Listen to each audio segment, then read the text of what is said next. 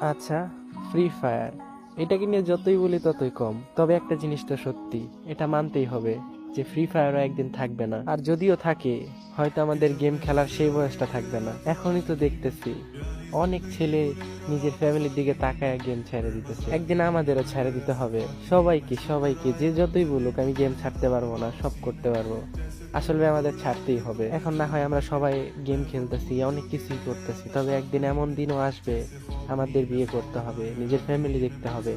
তখন ফ্যামিলির ভালোবাসার সামনে এই গেম কিছু না। তবে হ্যাঁ, এই গেমটার কথা আমাদের সারা জীবন মনে থাকবো। বয়সটা 40 পার, 45, 46, তখন নাতিপুতিদের দেখবো গেম খেলতেছে, তখন বলবো যে আমরাও একটা গেম খেলছি, যেটা কিনা আমাদের একাকিত্ব সঙ্গী ছিল। আমরাও একটা গেমরে অনেক ভালোবাসছি একটা টাইম। তখন সেই ভালোবাসাটা হয়তো আমরা তাদের মুখ দিয়ে বইলা বোঝাইতে পারবো না। তবে যাই হোক, এই ফ্রি ফায়ারটাকে কিন্তু আমরা অনেক মিস করব।